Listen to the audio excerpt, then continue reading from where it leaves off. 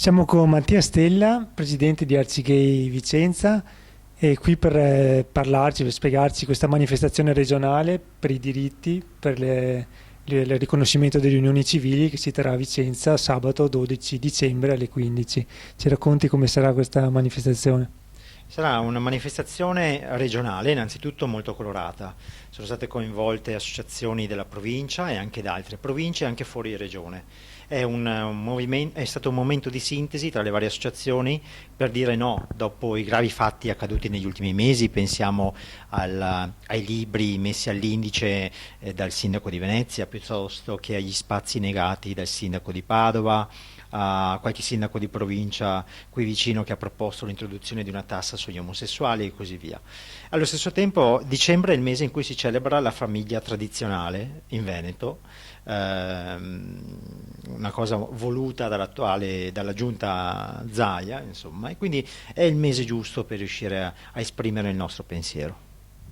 Ecco, quali altre associazioni parteciperanno? Sappiamo il Partito Democratico, per esempio, ha già aderito, il Movimento 5 Stelle. Come valutate questi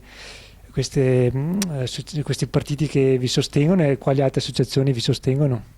Sì, in questi giorni sono state adesioni importanti, come dicevi appunto anche dalla parte politica e quindi al Movimento 5 Stelle, SEL, PD, eccetera, anche da parte dei socialisti, quindi anche da partiti grandi e anche partiti più piccoli.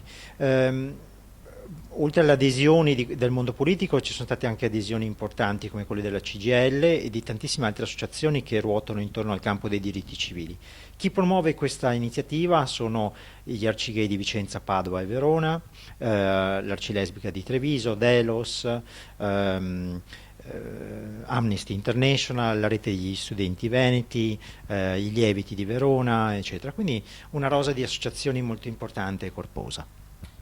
Ecco, c'è stata ormai 2 anni fa il Gay Pride qui a Vicenza che è stato un successo, siete stati insomma soddisfatti della partecipazione, adesso avete già idea, avete già sentito cosa vi aspettate in termini di partecipazione e come si svolgerà poi questa manifestazione, se ci sarà qualcosa di particolare?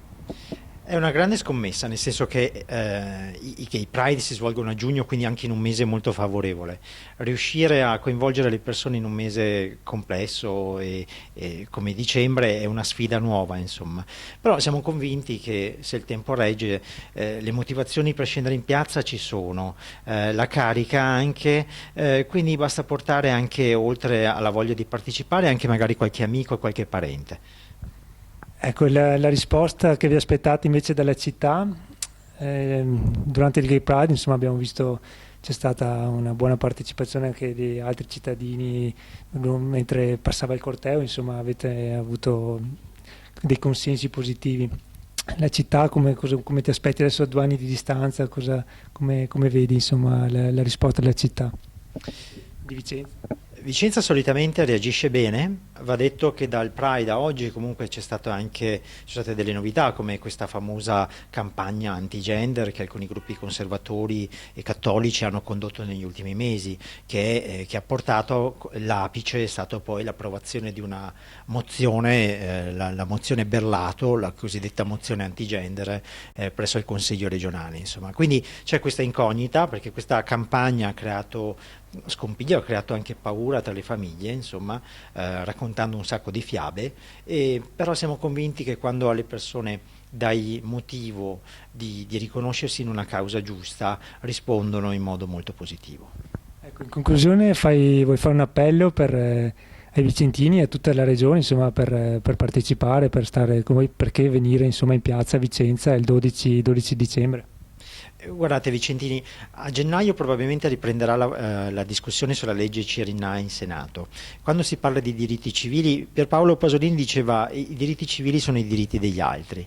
Ecco, possiamo partire da qui. Riconoscere i diritti civili è è un momento di democrazia molto importante per ogni paese e significa occuparsi non solo di quello che riguarda noi, ma anche dei diritti delle persone che ci stanno a fianco, dei parenti, degli amici e dei conoscenti.